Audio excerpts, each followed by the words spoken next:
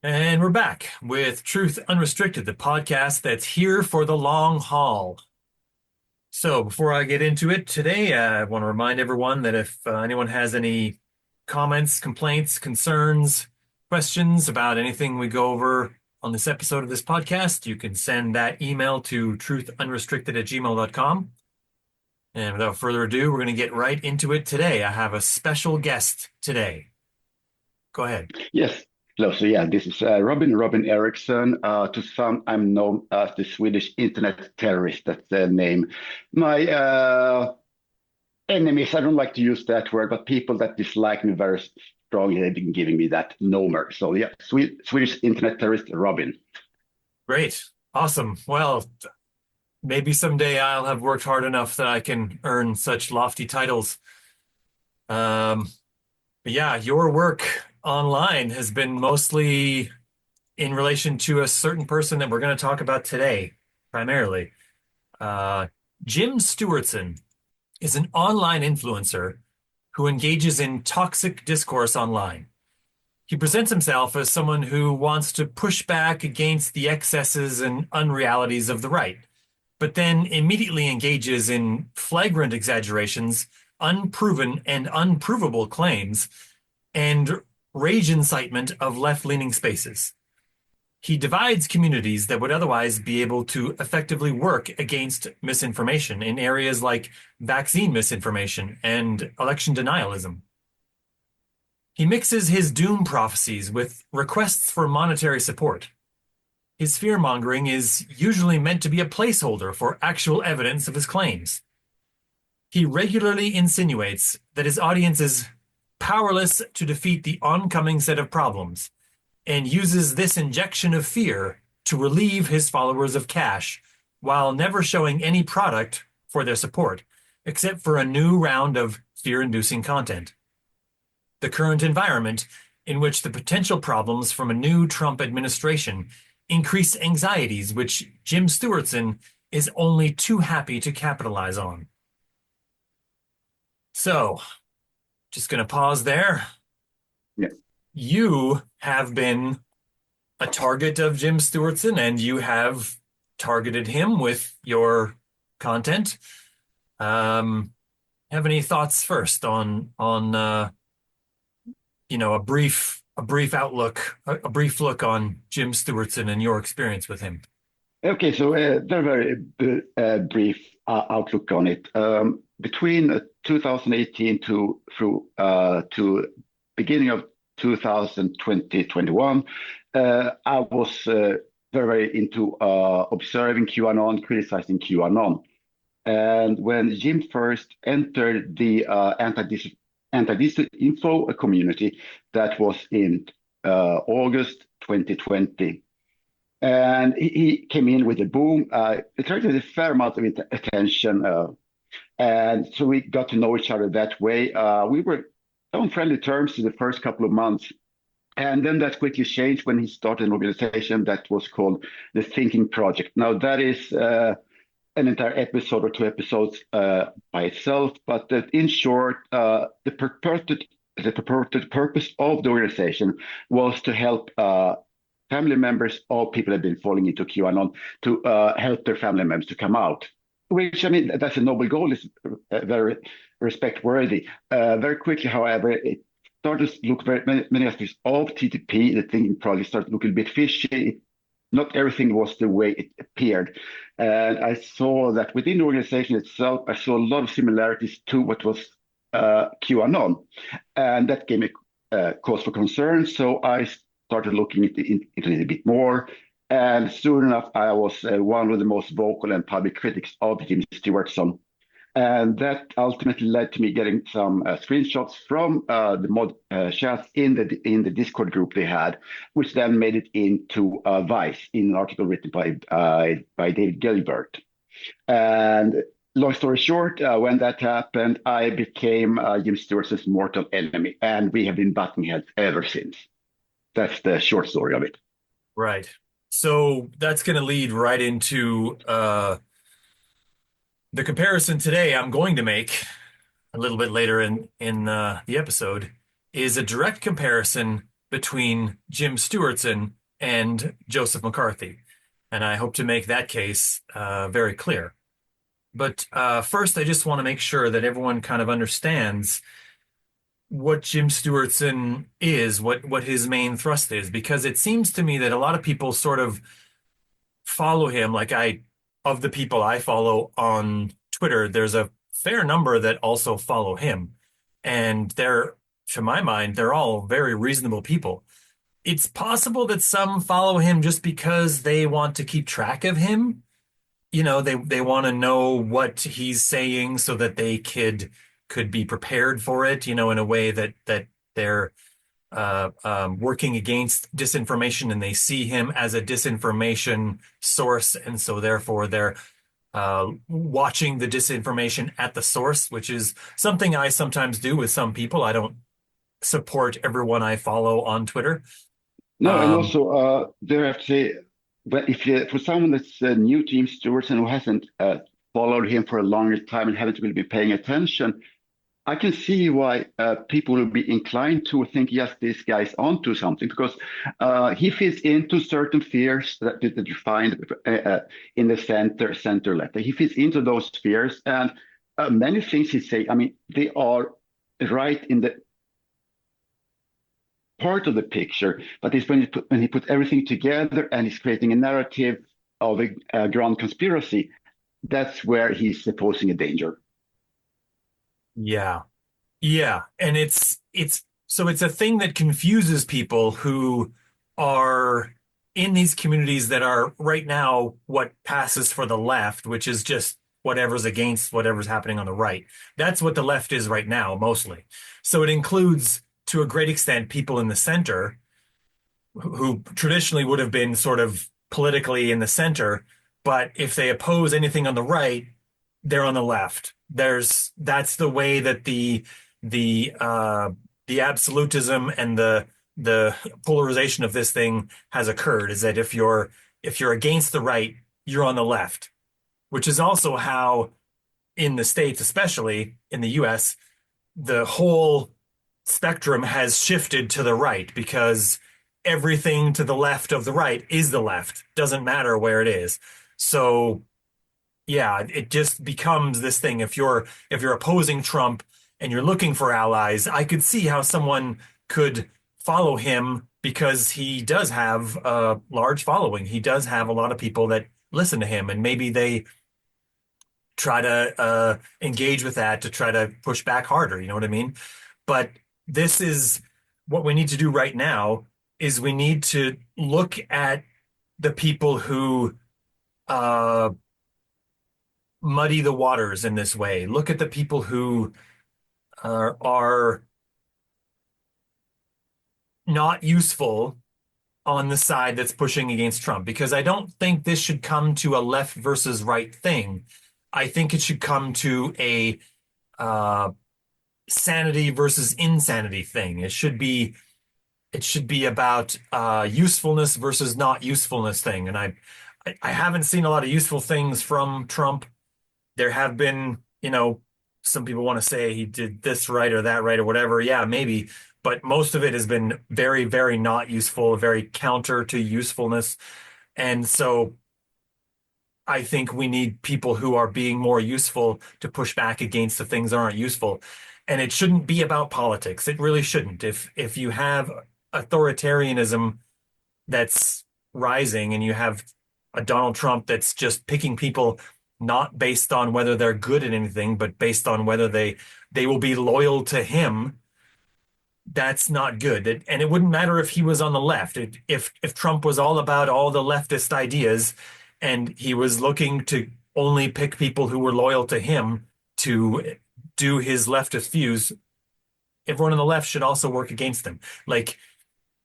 So when you have people who want to push back against that, and they see Jim Stewartson also pushing back against it, they see an ally and they get confused by it, because a lot of these people, like doctors who push back against the anti-vaccine rhetoric, don't have a lot of time to look into Jim Stewartson, what he's really about. They just don't. So some of them might retweet some of his stuff. because it sounds useful to the side they're on. And they're engaged in a level of meta thinking there, right? Like they've shortcut, because they don't have time to look into every single person in all of the many things they're doing. But this is uh, increasing the influence of a person that's very much not useful and running against usefulness in a lot of ways. So we're going to hit this gently today. We're going to do a brief look at what he does, how it's not useful, and with an idea that probably we're going to hit it again in some deeper dives. There's another podcast another podcaster I work with whose podcast is entirely about Jim Stewartson's content and the many people who are attached to him. And I'm going to be working with that podcaster as well. And this is going to be a long effort, but today is the start. So Jim Stewartson claims that he is fighting a mind war. That is literally the name of his Substack, Mind War. Did he also have I thought I heard that he had a documentary that didn't get released. Was that right? That Yeah, it was called Mind War? it was called Mind Fuck with the U with the asterisk. Mind Fuck, it's Right. called. Okay. Yeah. Right. Okay. Well, Yeah, he ended up having to release it himself. The documentary itself, uh, I watched it and I don't even know where to begin with it. But it's an assortment of various clips, some from the insurrection, if I remember right, various clips of QAnon, and then it's just Jim Stewartson sitting in what looks like a warehouse, something like that. He's sitting in the office chair in the middle, and it's just him talking and talking and talking. And presenting how he perceived that QAnon came to be about and the dangers and so on. And it's just one long flow of misrepresentation, misunderstandings, and I'm not sure if I would say misinformation or disinformation. I'm inclined to say more misinformation because I think at the time when he made it, he wasn't as informed about QAnon as he is today, even though he's not particularly informed today either. But today he knows better than he did then. But in my opinion, it's garbage. It's not worth watching whatsoever. right. Yeah. Well, we won't be linking to it. So his Substack is literally called Mind War, the psychological war on democracy. This is where he's at. He believes that mind control is real. So I've wanted to do an episode about mind control for a while now. I know that I'll get to it eventually. It's going to be a deeper dive into mind control. But suffice it to say for right now, mind control isn't real. Like, to me, when we talk about mind control, this is part of an ongoing set of exaggerations that occur partly on the part of people who exaggerate things for a grift, but also on the part of places like Hollywood that want to tell a story about someone that has mind controlled, and that's an interesting story. It's not really true. A lot of people point to MK Ultra did mind control. MK Ultra didn't do mind control. No, the MK Yeah, Ultra, the MK Ultra closed down after multiple of the subjects they tried to control the minds of subjects that didn't know what was going on.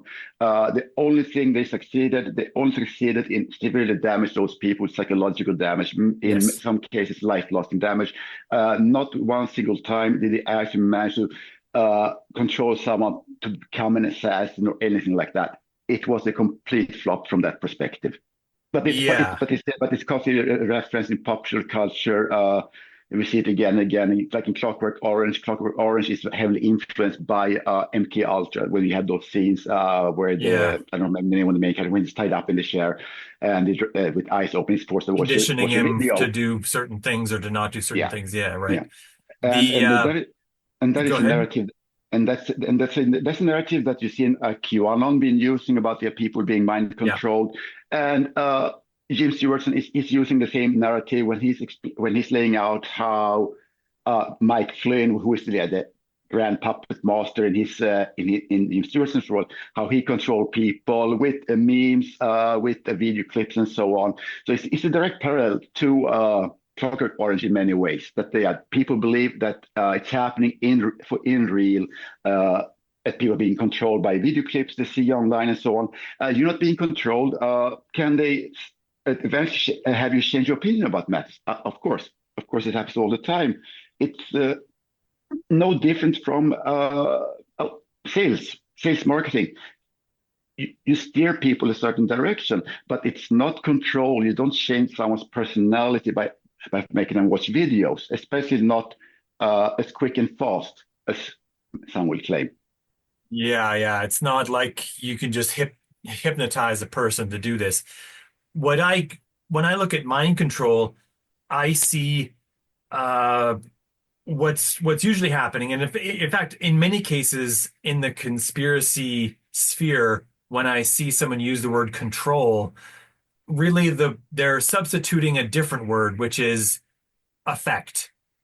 Yeah. Some things affect other things, have some effect, some influence, but not the same thing as control, right? So this is an exaggeration. So sometimes you can influence a person's decisions, but that's not the same thing as controlling their decisions. It might be possible to influence whether a person buys a certain product, but that's not the same thing as controlling them to buy the product, right? And this happens all the time. It might be that, I mean, it's said very often, my own prime minister, Justin Trudeau, attended a WF conference and then took the little book from there and he sent a copy to each of the premiers of all the provinces. He was a big fan.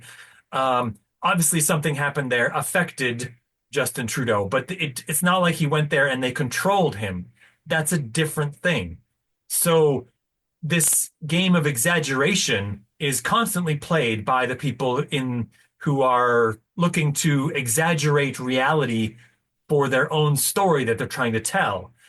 And I mean, this is no different than what happens in any Hollywood script. It wants to tell a fantastical story about, a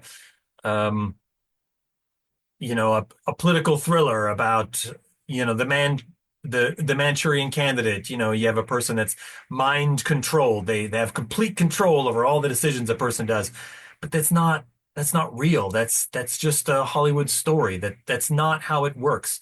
In MK Ultra, you're right. They affected people.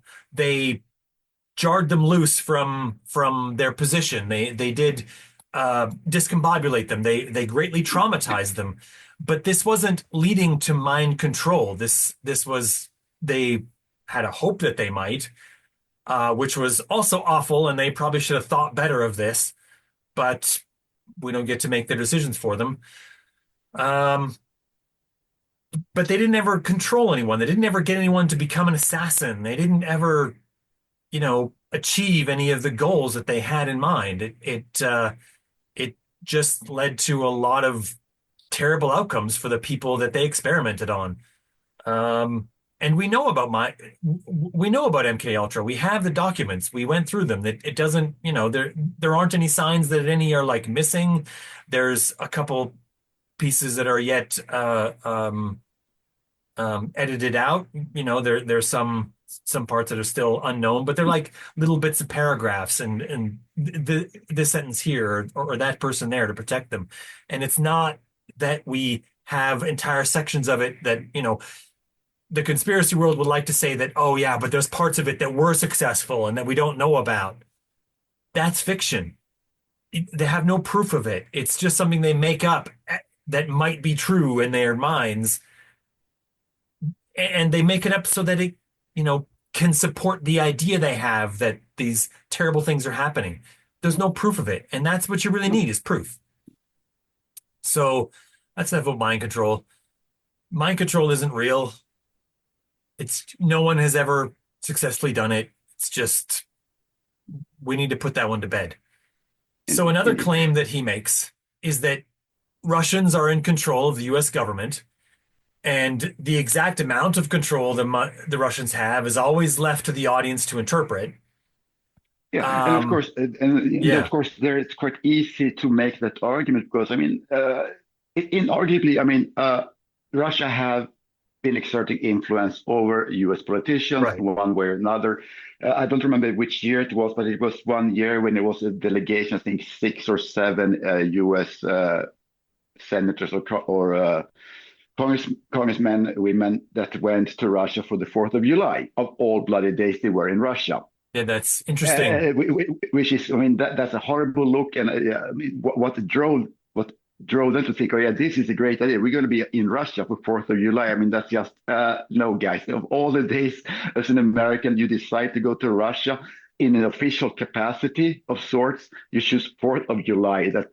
And with things like that, I mean, it doesn't look good. And I mean, there is an undeniable influence by Russia on U.S. politics. Yeah. And I have no doubt in my mind that Russia have information on some U.S. politicians that they use to leverage when they want. Most likely they do. So that there is no Russian influence, that would be an absurdity to say. And I'm not saying that. What I am saying is that the Russian influence on U.S. politics, also on the global scene, doesn't look the way that many conspiracy theorists want to make it out to be. When Russia is interfering with U.S. politics, in particular, they do it not by so much actively involving and creating new things. They tap in what's already there. They tap into the racism. They tap into the transphobia, and they only amplify what's there. They don't Yeah. have to condition the American population to believe new things, to have feelings about things that they don't already have. All they do is they tap into it and they amplify it. That's all they have to do. Then the US population, they do the work for them. And historically, that is how much of Russia's influence operations have worked. A good example of that is even today, many believe that the AIDS virus was a creation by the US government. And this was one of the most successful psyops ever. It almost cost Russia nothing. What Russia did, they got some small newspaper in India to write an article that blamed the United States for the AIDS virus. This was, I think, 1983, thereabouts.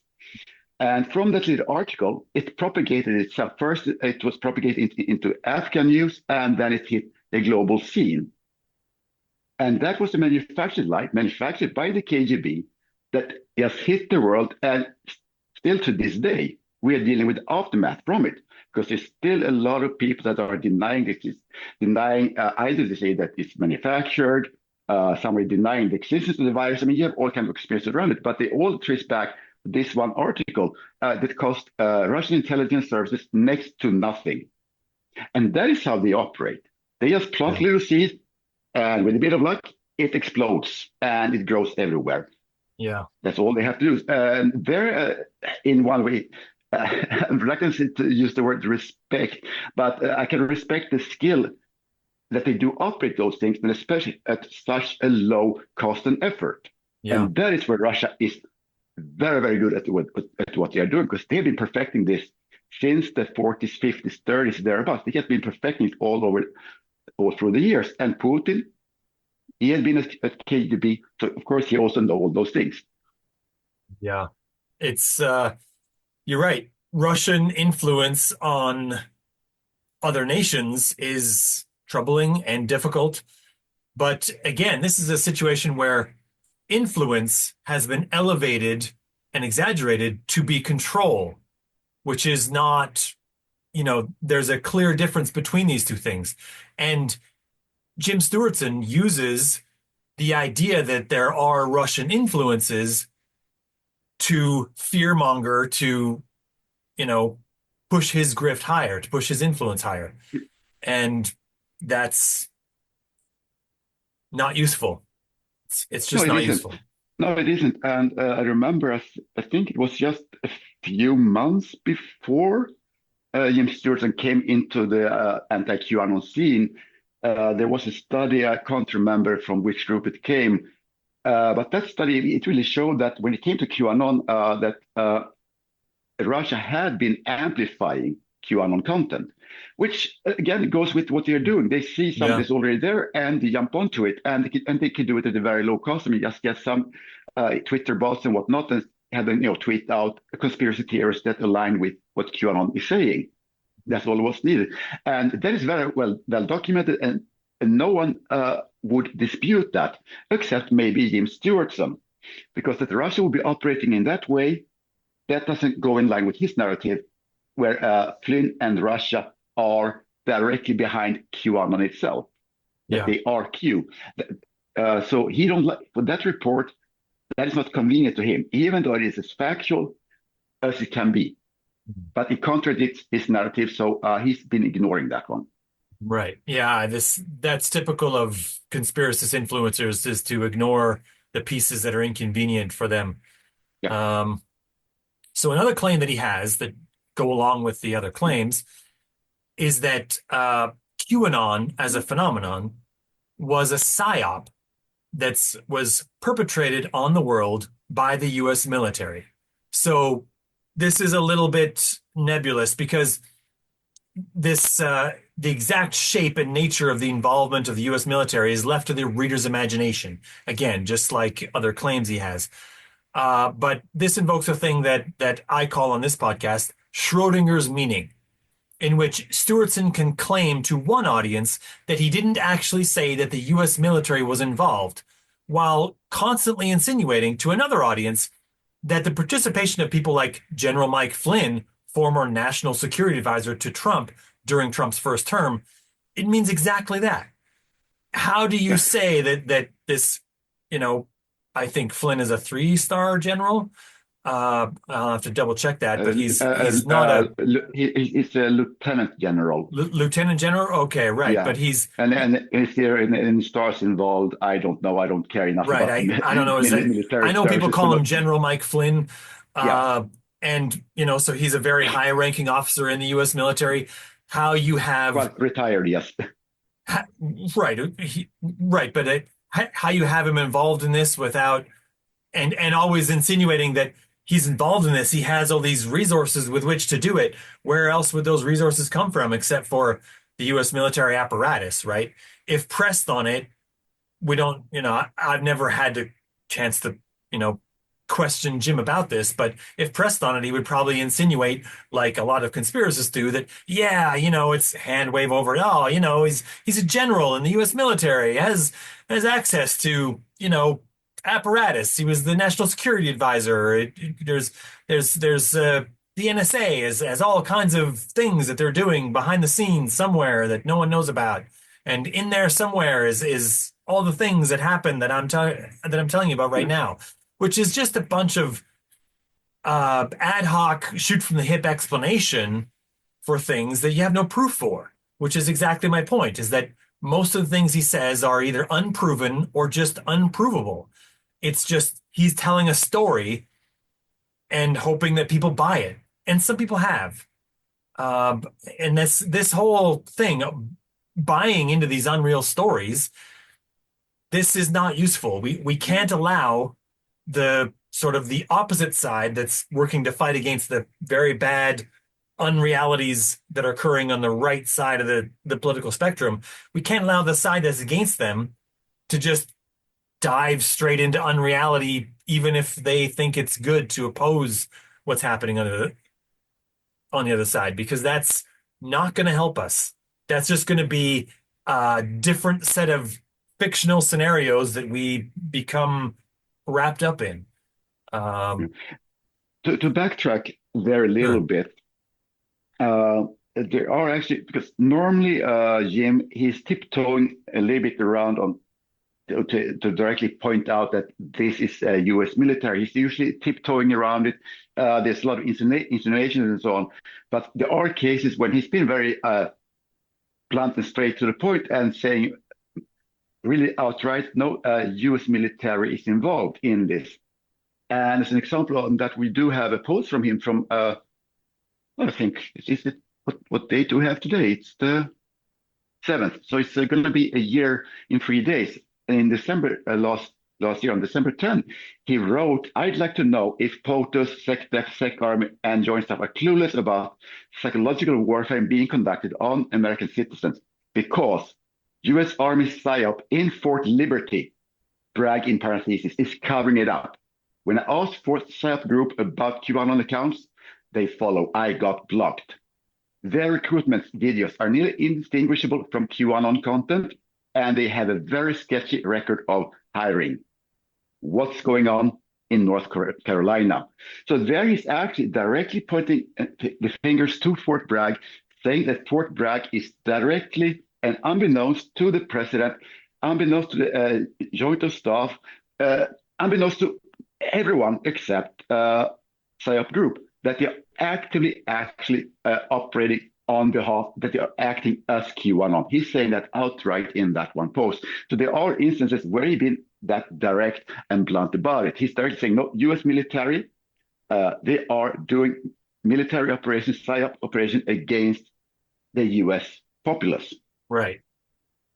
Yeah, that's interesting that he lists, this is also a common thing that I've seen conspiracists do, where they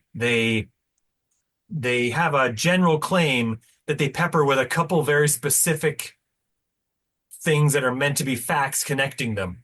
So he lists Fort Liberty, Fort Bragg, that this facility might exist would appear to the audience that he's looked this up, that he knows a specific thing about it.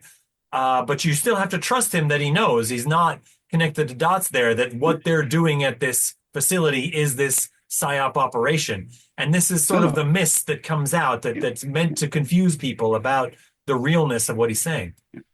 So Fort Bragg, Fort Liberty, I don't remember which name that should be used. I think it's Fort Liberty is seen as a bit dodgy nowadays because of history and so on. I'm not sure which one there, but no, it's very real. It exists. It's a huge U.S. military base. It's a huge one.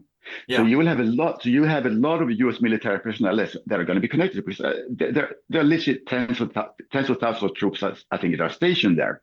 So of course, a lot of U.S. military personnel are going to have connections to Fort Bragg, and that is nothing abnormal by any measure. It's a huge military base. They have them all over. Yeah. But whenever Jim see someone have any kind of connection to Fort Bragg, he will immediately associate it with Mike Flynn, because Mike Flynn supposedly have been there. I really don't know myself. He also associates with Michael Aquino, the Satanist, because supposedly he has been going there. So Jim is making the link that, okay, Aquino, who is a Satanist, he's been at Fort Bragg. Mike Flynn has been at Fort Bragg. They have to be connected. Yeah. And that's what he did in, don't remember when, he was doing this campaign that Mike Flynn is a Satanist. And he was making, that connection between Mike Flynn and Aquino. That's just absurd. I mean, what kind of proof is it they're connected? Okay, they both have a connection to the same military base that have tens of thousands of troops. That's nothing strange. That happens. But it's, again, this conspiracist mindset. There are no coincidences. Well, in the real world, we do have coincidences. They happen all the time. They happen all the time. Yeah. That coincidences do happen, and the nature of them is also interesting. So I just looked it up here quickly. Fort Liberty used to be called Fort Bragg.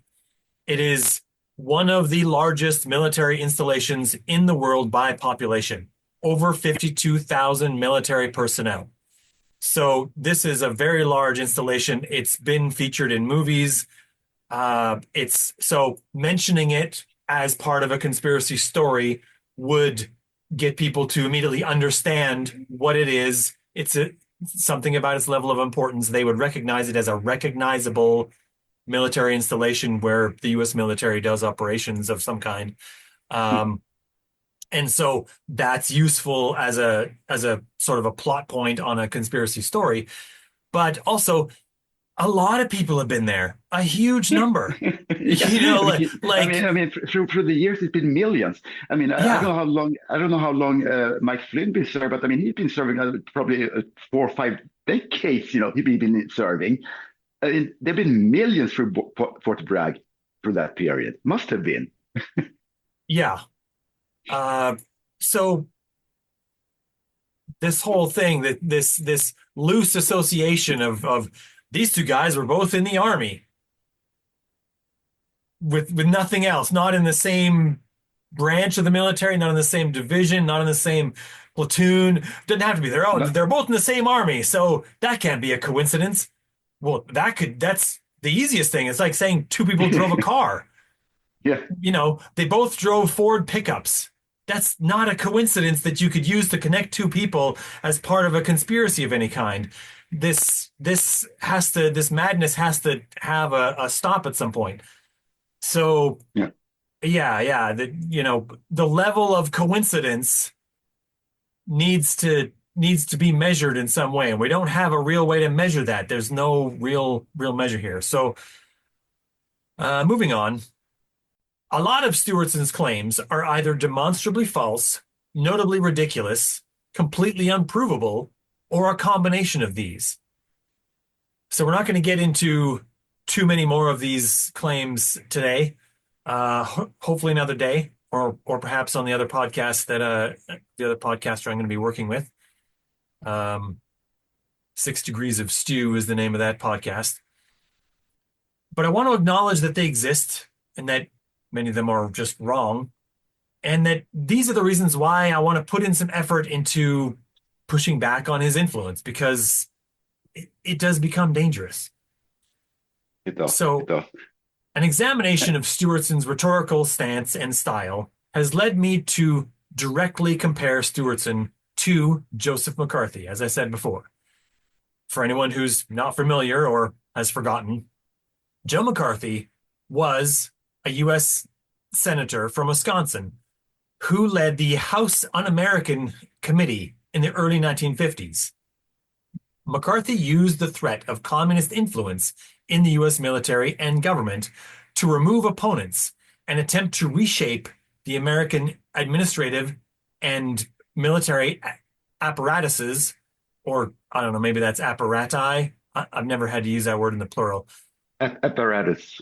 I Appar think. Yeah, in plural, I think it remains the same. Yeah. yeah, into a more loyal shape.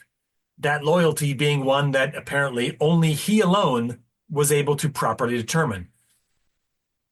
So I want to make a note here that Jim Stewartson does occasionally accuse some people of being communists, but that isn't the basis for the comparison here. I worry that this allows for a ready-made straw man argument for Stewartson to weaponize against this analysis. If he can say that all we have is the word communist, and then anyone who uses the word communist is automatically doing McCarthyism, then he could just say that we don't have anything at all. We don't have any basis for comparison here. But if Stewartson never called anyone communist, I would still make this exact comparison. And I'm going to show exactly the basis for those comparisons on these following points. So, Stewartson is LARPing as a character whose public-facing life or identity is entirely defined by opposition to a single idea or person. So, in this case, with Jim Stewartson, this is Mike Flynn as Q and the influence of this on the American people. This is the very narrow set of ideas that he is basing his entire public personality on. And of course, we all know what Joe McCarthy was based on. It was all based on communist influence. Point number 2, the character that Jim plays then elevates and exaggerates the righteousness and need of this opposition to this set of ideas, this narrow, very narrow selection of ideas. And of course, this was also what was done with Joe McCarthy. McCarthyism was the idea that the ultimate right and good thing we can do is end communism and end communist influence. For Jim Stewartson, it's to end Q and end Mike Flynn as Q, and to end the influence of all of these things on American life. Point number 3, the character that Jim plays, then continually reinterprets everything and everyone around the need to be in opposition to this set of ideas. So the goodness or badness of everyone else in the world becomes answered by whether or not they helped or hindered him in his righteous goal of taking out the opposition, the narrow set of ideas that he's opposed to. And this, of course, is exactly what Joe McCarthy did. Everyone in Joe McCarthy's world was either with him or against him in the absolutist sense. If you showed any sign that you weren't 100% with him, it's probably because you had communist sympathies. And this is the hallmark of McCarthyism, and it is the hallmark of Jim Stewartson's notions. If you, to Jim Stewartson, if you're not 100% with him, if you dare to criticize him in any way, you're a psyop. You're paid by Mike Flynn, perhaps even, to write articles that oppose him. The article you mentioned from Vice, I think he also said that the author of that was paid Control. to. He said that, yeah, that's David Gilbert. Yeah, He said that David Gilbert is controlled opposition.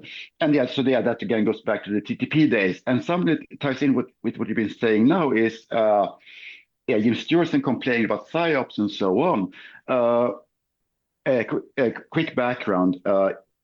In around 2000, I think 18 thereabouts, there was a lot of talk about an Israeli group that's called Psy Group, and they specialized in, well, psychological operations. I mean, that's what they did, and they probably did it pretty darn well. I mean, Israeli intelligence, they are good at what they are doing. Psy Group, they had to close. They closed down after they were under investigation by Rob Mueller. So they actually closed down in connection to his investigations. Now, and this is something I find very, very interesting. This is from James' the Thinking Project, from a conversation he had with the other moderators in the mod channel there. He said, and I quote, "My dark side wants to be side group for the good guys. yeah, With resources and time, we could wreck any cult and or help any family get their loved ones out. Rich people and governments would pay a shitload of money for this. There's lots of risk to this though, so holding fire on this one for right now. Don't know if this helps, but that's what's in my head." So there he's expressing himself that he wants to manipulate people. He wants to actually run a psyop himself. He's saying it there out loud on black and white to other people in the moderation group in the Thinking Project. So I mean, that again shows that he is not someone that's acting in good faith. He isn't, yeah, and I don't care if you say I want to be side group for the good guys. Who are the good guys? The moment you try to influence, to steer people against their will, so to speak, you try to influence people like that, you are not one of the good guys anymore, period. If you try to manipulate people into thinking the way you want them to think, you are not a good person. I don't care what you want to make them think. That is not the way things should work in the world. yeah. This runs straight into one of my uh, ideas, which is what I call the dishonesty of zealotry. In the general concept of the dishonesty of zealotry, a person believes so strongly in their cause, their goal, that they're willing to be dishonest in pursuit of it. And in game theory, this becomes the idea that if the other side is lying so much, and those lies are very effective as a sort of a information weapon, if you will, then it can become seductive or tantalizing to use that same weapon for your own side.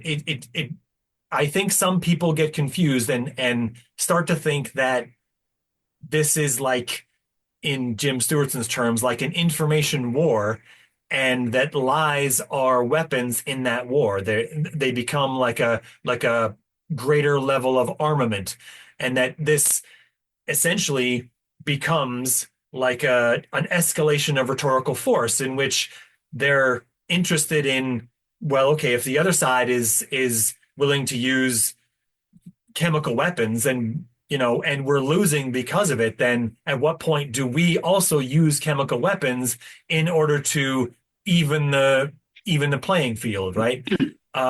If they're using lies against us, then at what point do we also use lies for our side to push back against this? Indeed, indeed. It's like I'm sure that now, if you take the Ukraine war as an example, yeah, Russia have been using phosphorus, Yeah, and and then there have been calls for that we should retaliate in the same way. But the moment you do that, how are you any yeah, better? yeah. If you okay, oh, Russia dropped phosphorus on civilians. Oh, now we're gonna do the same. You are only becoming what you're fighting the moment you use uh, monstrous methods like that yourself. Yeah, and there was a time when humans conducted warfare this way. They felt desperate enough that they were willing to do this. I mean, this was a hallmark of World War II, right? Bombing civilian cities and centers. Dresden burned to the ground. Tokyo was firebombed. 1 million people died in a single night. I mean, these weren't even nuclear weapons. We talk about No, no, Hiroshima I and yeah, Nagasaki, but yeah, they didn't even need those to do all these other terrible things. And to the people that did them, I mean, those were the Allies that burned Dresden and Tokyo. They were reacting to what they saw as a very serious threat. That's not meant to be an excuse for them. It's a sort of a reason, which is different. Um, but we have to look back at those situations and evaluate them honestly as the atrocities they were. We don't get to sugarcoat them because they were done for our side, right? And the same thing for Jim Stewartson. He's, in this thing that you read out here, he's advocating for using the techniques of misinformation to um, as essentially an information weapon to use against the people that he says are weaponizing information against his political side. Interesting, but I think that this is an overstep. And I think we are right to judge him for that overstep. Um, I don't know how much of the things he puts out he actually believes, but based on what you just read, it's possible that he doesn't believe them, but he feels those lies are necessary to manufacture the support to push back hard enough against yeah. the other side, right? Indeed, and that is a difficult thing to say about Jim, whether he believes everything he says, if he only believes part of it, or if it's all an act. Um, so my belief is that at some point he didn't really believe it. Yeah. But now he's been telling this story for so long, and he's been creating his controlled opposition, as you've been calling people like me, so more journalists than I can even remember on the top of my head that have been labeled as controlled opposition. And then, of course, we bite back, and that confirms what he's saying. Uh, because he can't accept that maybe we are right, maybe I'm wrong here. So I think at this point, he's probably believing a lot of the things he's saying. Some things, of course, he don't. I mean, I'm sure he doesn't believe some of the things he's been saying about me, for example. But those are things that he's been saying just to discredit me as a critic, to make people shut off their mind if they encounter something I write. He will be labeling me as a Swedish internet terrorist who's paid by Mike Flynn. Right. And that always shuts off people's thinking processes. If I talk talk to someone that's supportive of him. They would just say, "Oh no, that's Robin Eriksson, the Swedish internet terrorist, and the Jim Stewartson been telling us about. No, everything he says is wrong." At that point, it doesn't matter if I show them straight examples of where Jim Stewartson been outright wrong about something, where when he had been informed that he's outright wrong about them, he'd been sweeping it under the rug. They've been interested when he'd be doing that when I've been in replies to his posts, and I've been directly pointing out that this Jim Stewartson got wrong. His reaction has been to first attack. Robin is a Swedish internet terrorist that been paid to stalk me full time for 40 months, for 36 months. I mean, he was like that I've been paid to do this against him. That's my full-time job. That's the only thing I do in the world. Yeah. It's stalk Jim Stewartson for money and be mean to him. And of course, people will stop listening. And then the next thing he'd be doing, when I've been presenting the fact this Jim got wrong, here you have the real facts. You can compare them. It's very obvious. He hide my reply. Yeah. And that's again and again and again. Yeah, this comes right up to and brushes over point number 4 that I have here, which is that with Jim Stewartson's content and also with Joe McCarthy, any significant person who steps forward to counter this set of ideas is labeled as an agent or sympathizer of the opposition.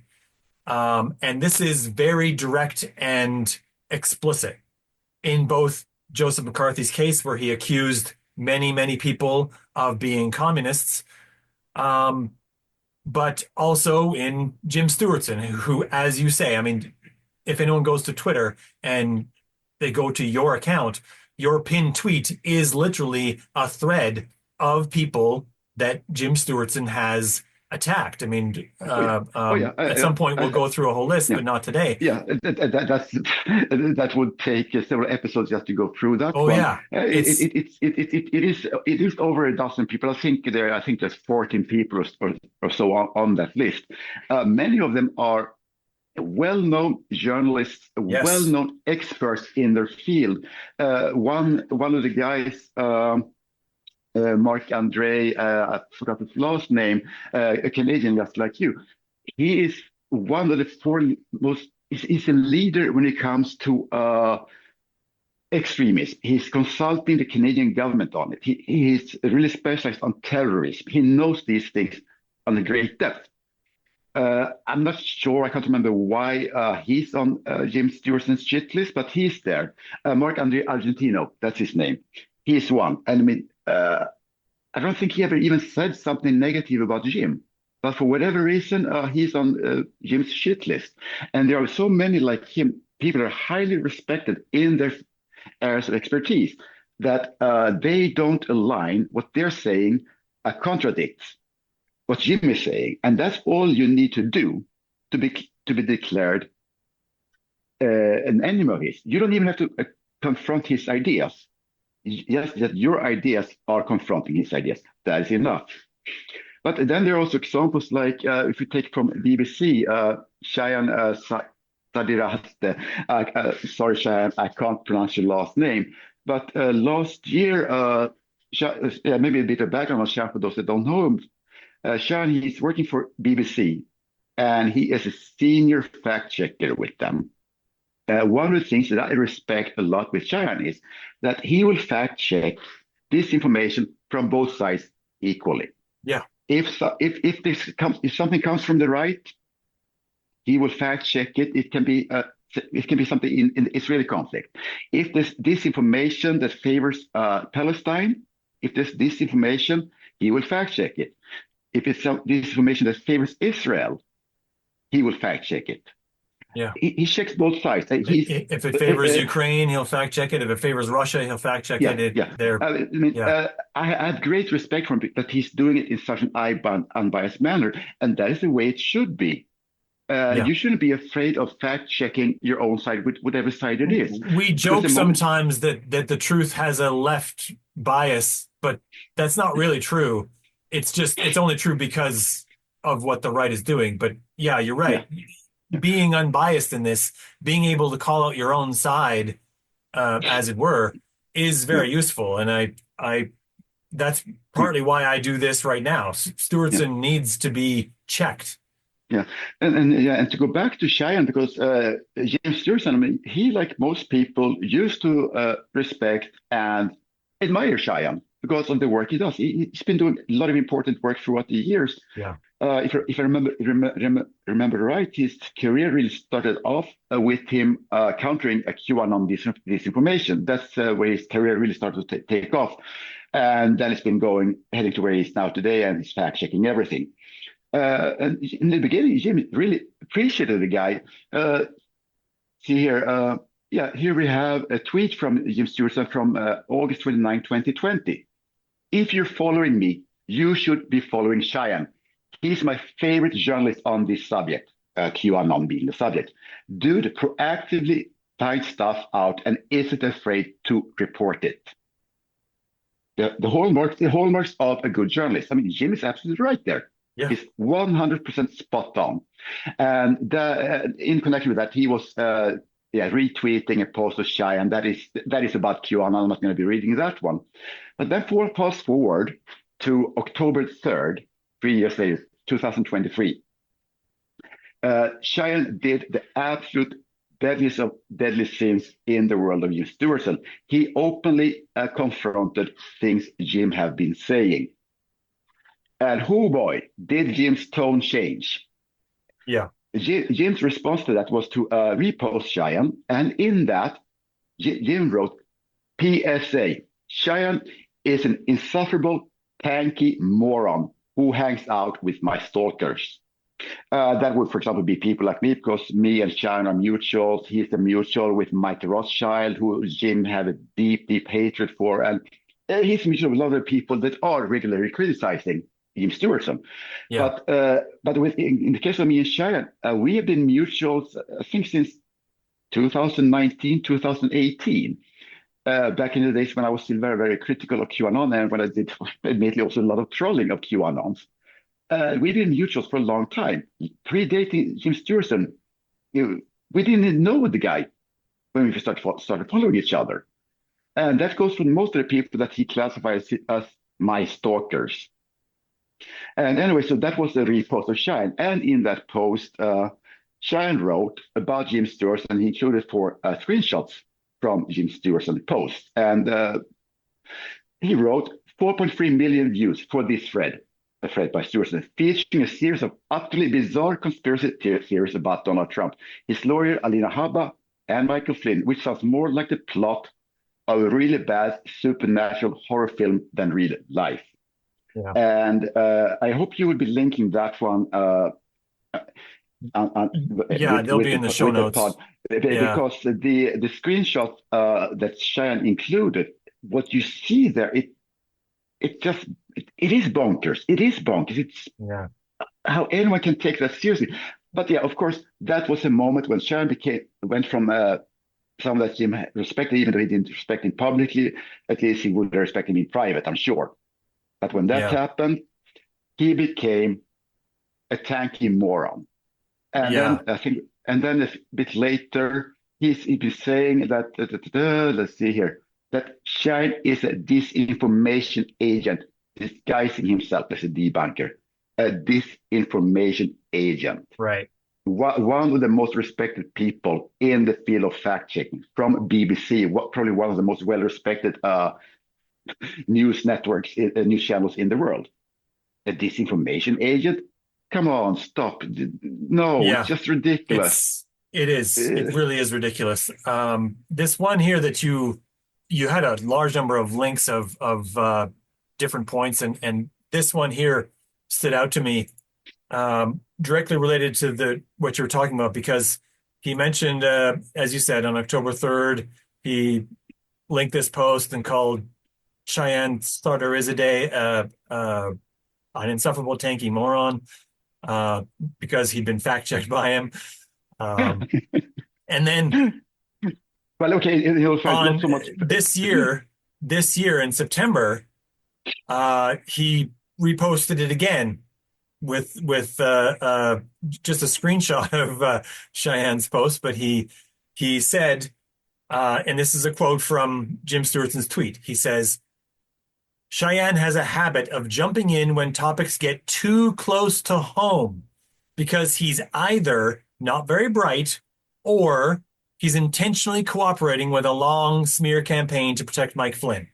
So there's 2 points here. As soon as I see this, I see two things immediately. First, I see in the second part of what he said, this is a logical fallacy called bifurcation, where he presents an outcome as having only two possible resolutions, and one of them has to be false, and then he steers everyone away from the one into the other, which he's saying that Cheyenne is either not very bright or intentionally cooperating with a smear campaign. These are obviously not the only two outcomes here. It could be that Cheyenne is an actual debunker of misinformation working for the BBC, as you've said. There's other possibilities, even that it's not just these two. I think Cheyenne has already shown that he's not an idiot, and you're far from proving, based on this, that he's part of an intentional smear campaign. But this is how it's presented to try to show people, to try to lead people to the idea that all the information that works against me is just an elaborate smear campaign, that is a huge disinformation complex that's meant to steer you away from the truth that I'm providing for you, right? It is, and that is the idea he's been pushing since January, February 2020. He'd been pushing that idea, and already back then, he was lumping his group of critics together, and that was not a small group. Already then, we had known their names. Of course, Mike Rothschild, Holt, who else? A whole bunch of journalists that he was been lumping together into this controlled opposition. And then there were a lot of people around us, like people following me and so on. If they dare to say something about Jim, well, then they all immediately became part of the control opposition. So already in the early days, when he was small, I mean, he didn't have any platform, not like he have today. He maybe a couple of maybe 10, 20,000 followers at the most. He didn't have any significant platform. He definitely would not have been a threat to what he purported that Mike Flynn is doing. He would not be a threat to that. But already then, supposedly, he was such a big threat, it required the collected resources of professionals in media, and then small, as we'll suppose in Jim's view, foot soldiers like myself. It required all the conglomerate of dozens of people at a point when he was basically a nobody. And that's a narrative that's been carrying on. Of course, the more well-known he has become, of course, also the more people are starting to see what he's doing, and you get more and more people that, okay, this dude, no, he's no good. Something needs to be said about it. So, of course, that group has been growing, and with that, his controlled opposition, let's see, like to frame it, has been growing, and that is evidence in itself that he's right. And that is the thing, that people are criticizing him. That's being treated as confirmation that, oh yeah, I am onto something here. Right. I mean, why would they be afraid of me if I'm not right? No, we are not afraid of him. What we are afraid of is the propagation of disinformation, of misinformation. That's what we're afraid of, because misinformation and disinformation, that gives people bad ideas. That is what causes things like January 6th.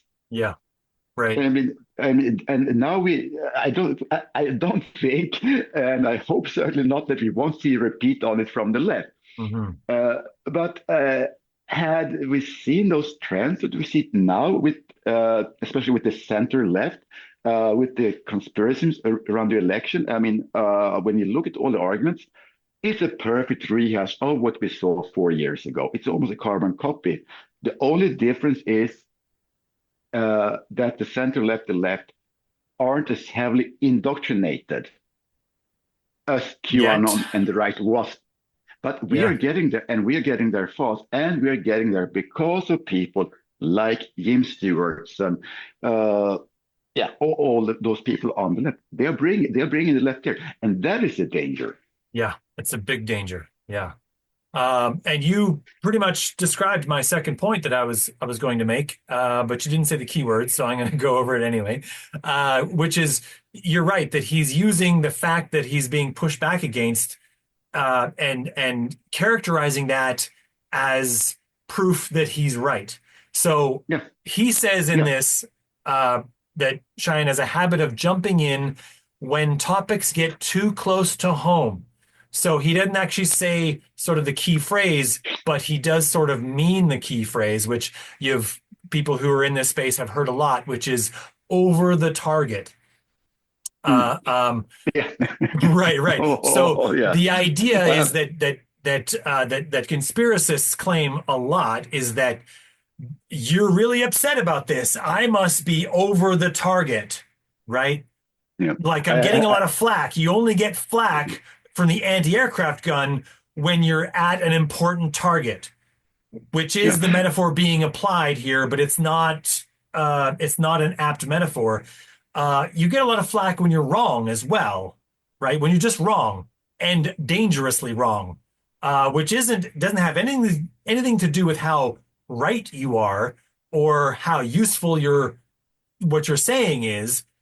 It can actually mean the opposite of that, which I had an episode about where Yeah. I talked about this. I call it reality inversion, where you take the evidence that you're wrong and interpret it to the opposite, to be the evidence that you're right. It takes actually very little to convince yourself that, oh, that thing that would tend to indicate that I'm wrong. Well, I can just say that just means I'm right instead. It takes almost nothing. It's really weird, and human brains are actually not very good at a lot of stuff. And this aspect of how we think, and the Yeah. way that we can just invert this is Yeah. not a useful feature actually, um, of the way we think, right? And I want to point that out is that he's using this. He's, as you pointed out, as you described, he's using the idea that we're pushing back on him to be proof that he's right, and he's not. Yeah. That's Yeah. not proof Yeah. that he's right. Yeah. Actually, that proof would be proof that he's right, but he actually doesn't have proof either. He's No. just trying to say that because people are upset by what I say, I must be saying something useful, Yeah. And which is not actually, true. no, indeed, and actually, I'm not sure exactly what he's referring to here, but he's been using over the target a couple of times through the years, and here's Oh, quite a funny sure. one from March 26, 2021.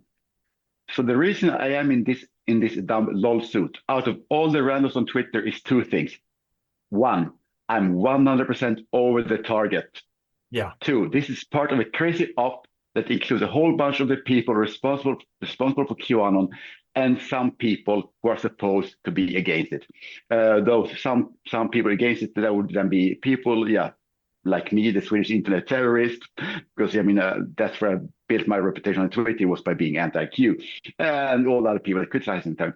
But yeah, I'm 100% over the target because there was probably talks about he was going to get sued for something. I really can't remember what that would have been about. But yeah, and again, yeah, there are a bunch of times when he's been claiming to be over target. So he's really using these cliches and unashamedly so. I mean, to me, for someone that's supposedly working in the anti-disinfo sphere, to use that phrase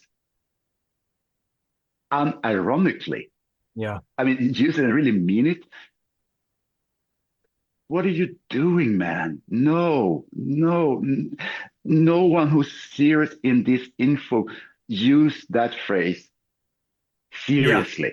You might Right. do it sarcastically or whatever, but not like meaning as proof that you are right about something. The moment you do that, you are no better than all the bloody QAnon thought leaders that have been doing it. You are no Yeah. different from them. You are the same bloody joke.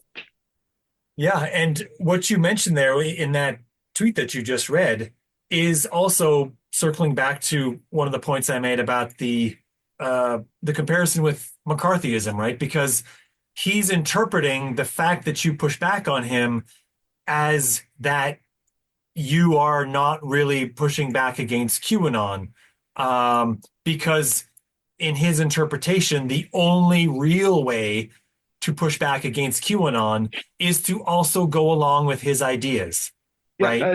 That's the you have only real way to do it, right? I mean, this that's the only is, way. If you don't acknowledge that Mike Flynn is Q, yeah, if you don't support that idea, you are not really against QAnon. right. That's as simplistic as it is. It becomes a sort of a purity test for Oh your yeah, willingness to push back against the thing that he's against. yeah. And that's not useful. It's not logical. And we need to call it out when we see it. That's how it is. So I think we're going to end here. This has been good. Where can people find you? You're on Twitter, you're on Blue Sky. What are your handles there? So just going to give it a little bit of quick of a background to my handles and also a very, very quick touch on a fun little, Jim Stewartson related story to my handle. So my handle on both Blue Sky and on Twitter or X, as we should call it today, otherwise Elon Musk will be upset with us. My handles on both is Ankh Morporkian. Ankh-Morporkian, that is a reference to my absolute favorite novelist Terry Pratchett's Discworld series, where you have a town that's called Ankh-Morpork. Okay. Now, the fun thing about this is that I think 2 years ago now, one of Jim Stewartson's supporters was probably intrigued by my username, and she looked into it. And she found out, okay, it's tied into Terry Pratchett or his Discworld novels. And somewhere she found on some libertarian forum where libertarians were praising his books. I mean, his books are brilliant. They are humorous, and he's using the a medium of a fantasy world of communicating very well of how things are working in modern society, even though it's set in a kind of a medieval setting. He's been bringing in things like how radio is influencing us, how media is influencing us. You just mentioned he's been covering so many of those aspects. He does it in a very funny and clever way. So anyway, this supporter Jim Stewartson found that and said that Terry Pratchett is a funnel to libertarianism and to fascism. Now, what Terry Pratchett has been writing, no, it's as far as from supportive of fascism as you could possibly get. Yeah, never heard that said about Terry Pratchett. No, it is. Yeah, it blew my mind when I saw like, no, you're really gonna attack Terry Pratchett of all people. Like, The no, don't go there. And it's so the Terry uninformed. I Pratchett mean, to libertarian pipeline. What is that? Wow, that's yeah. I mean, I was genuinely upset when I read like no, because I don't cry very often, especially not if some famous person dies. But when I heard of his illness and when he passed away, I cried. yeah. It broke my heart because I'd been reading him since the mid '80s. I've been reading his books. I just love him so much. So yeah, it broke my heart when I saw that. But anyway, so my handle on Twitter is Ankh Morporkian. So it's ANKH underscore Morporkian, MORPORKIAN. And my handle on Blue Sky is the same without the underscore. And that's where you can find me. And those are the two only social media channels I use. Well, great. That's excellent. People can find me at the email address I mentioned at the start of the episode, but can also find me on Twitter at Spencer G. Watson and on Blue Sky at Spencer Watson. So with that, I think we'll sign off. So it's been really fun having you on the podcast and talking about this. Maybe we'll Thanks do it for having me. again. Thanks for Yeah. having me. It's been great. You have a good Yeah. one, man. All right. Till next time.